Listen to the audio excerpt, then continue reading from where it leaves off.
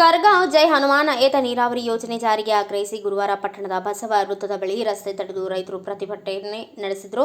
ಕರ್ನಾಟಕ ರಾಜ್ಯ ರೈತ ಸಂಘ ಹಾಗೂ ಹಸಿರು ಸೇನೆ ರಾಜ್ಯಾಧ್ಯಕ್ಷ ಚುನ್ನಪ್ಪ ಪೂಜಾರಿ ಹಾಗೂ ಶಶಿಕಾಂತ್ ಗುರೂಜಿ ನೇತೃತ್ವದಲ್ಲಿ ಪ್ರತಿಭಟನೆ ಮಾಡಲಾಯಿತು. ಗುರುವಾರ ಬೆಳಗ್ಗೆ 11 ಗಂಟೆಯಿಂದ ಪಟ್ಟಣದ ಬಸವ ವೃತ್ತದ ಬಳಿ ಗೋಟೂರು ಜೀವರ್ಗಿ ರಾಷ್ಟ್ರೀಯ ಹೆದ್ದಾರಿ, ನಿಪ್ಪಾಣಿ, ಮುಧೋಳ ರಾಜ್ಯ ರಸ್ತೆ ತಡೆದು ಸಾವಿರಾರು ರೈತರು ಪ್ರತಿಭಟನೆ ನಡೆಸಿದರು.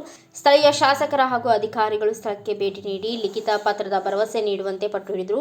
ಮಧ್ಯಾಹ್ನ ಪ್ರತಿಭಟನಾ ಸ್ಥಳದಲ್ಲಿಯೇ ರೈತರಿಗೆ ಊಟದ ವ್ಯವಸ್ಥೆ ಮಾಡಲಾಗಿತ್ತು. ಬಳಿಕ ಸ್ಥಳಕ್ಕೆ ಚಿಕ್ಕೋಡಿ ಕರ್ನಾಟಕ ನೀರಾವರಿ ನಿಗಮ ಕಾರ್ಯನಿರ್ವಾಹಕ ಇಂಜಿನಿಯರ್ ಮಕರಂದ ಫೆಡ್ನಕರ್ ಧಾವಿಸಿ ರೈತರೊಂದಿಗೆ ಚರ್ಚಿಸಿದರು. 14 ತಿಂಗಳ ಅವಧಿಯಲ್ಲಿ ಕರಗಾಂವ್ ನೀರಾವರಿ ಯೋಜನೆ ಕಾಮಗಾರಿ ಪೂರ್ಣಗೊಳಿಸುವುದಾಗಿ ಭರವಸೆಯನ್ನು ನೀಡಿದರು. ಇನ್ನು ಜೈ ಹನುಮಾನ್ ಏತ ನೀರಾವರಿ ಯೋಜನೆ DPR ಸರ್ಕಾರಕ್ಕೆ ಕಳಿಸಲಾಗಿದ್ದು ಮಂಜೂರಾದ ಬಳಿಕ ಕಾಮಗಾರಿ ಕೈಗೆತ್ತಿಕೊಳ್ಳಲಾಗಿದೆ ಎಂದರು. ಪ್ರತಿಭಟನೆ ಕೈಬಿಡುವಂತೆ ಮನವಿ ಮಾಡಿದರು. ಬಳಿಕ ಪ್ರತಿಭಟನಾಕಾರರು ಸಂಜೆ ಪ್ರತಿಭಟನೆ ಮೊಟಕುಗೊಳಿಸಿದರು. ಈ ಸಂದರ್ಭದಲ್ಲಿ ಮಾತನಾಡಿದ ರೈತ ಸಂಘದ ರಾಜ್ಯ ಗೌರವಾಧ್ಯಕ್ಷರಾದ ಶಶಿಕಾಂತ್ ಗುರೂಜಿ ಅವರು ಮಾತನಾಡಿದರು.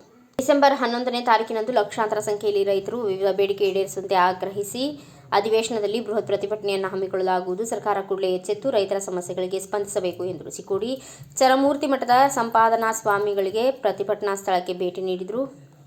ಪ್ರತಿಭಟನಾ ಸ್ಥಳದಲ್ಲಿ ರಾಜ್ಯ ಉಪಾಧ್ಯಕ್ಷ ಸತ್ಯಪ್ಪ ಮಲ್ಲಪುರಿ, ಮನೋಜ್ ಮನುಗುಳಿ, ತ್ಯಾಗರಾಜ ಕದಂ, ಕುಮಾರ ಮರದಿ, ಮಲ್ಲಪ್ಪ ಅಂಗಡಿ, ಕಾಡಗೌಡ ಪಾಟೀಲ್, ಶ್ರೀಶೈಲ ಅಂಗಡಿ ಸೇರಿದಂತೆ ಇನ್ನೂ ಅನೇಕರು ಉಪಸ್ಥಿತರಿದ್ದರು.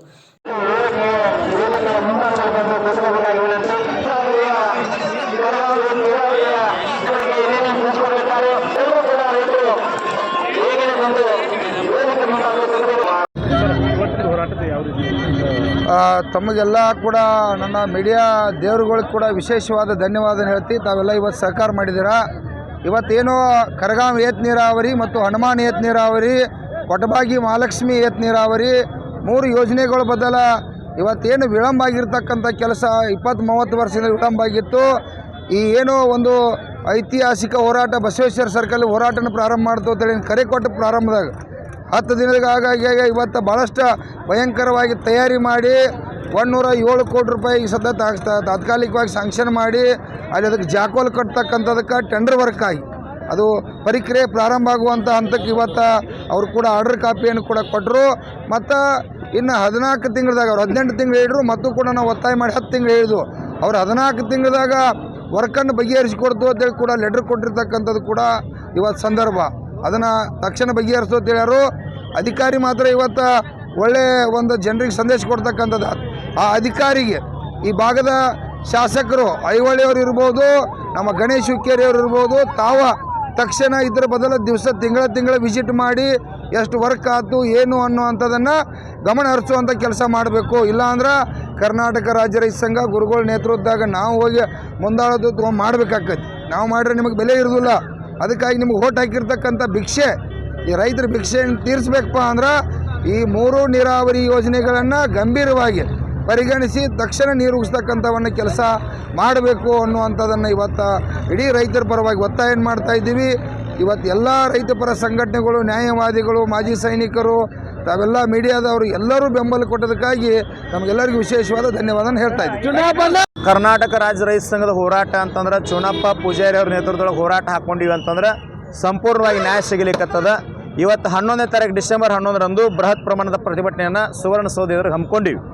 ಅದು ಯಾವ ರೀತಿ ಆಗ್ತದ್ರೆ ಮೆಕ್ಕೆಜೋಳ ಇರ್ಬೋದು, ಜೋಳ ಇರ್ಬೋದು, ತೊಗರಿ ಇರ್ಬೋದು, ಕರೆಂಟ್ ಇರ್ಬೋದು, ನೀರಾವರಿ ಇರ್ಬೋದು, ಕಬ್ಬಿನದ ಇನ್ನೂ ಟ್ಯಾಕ್ಸ್ ಕೇಳೋದಿರ್ಬೋದು, ನಾಡಿನ 31 ಜಿಲ್ಲೆಯ ಏನು ಸಮಸ್ಯೆಗಳು ಅವೆಲ್ಲವನ್ನು ಕೂಡ ಕೇಳ್ತಕ್ಕಂಥ ಯೋಜನೆಯನ್ನು ಹಾಕ್ಕೊಂಡಿವಿ. ಅಲ್ಲಿ ಕೂಡ ನ್ಯಾಯ ಸಿಗ್ತದೆ.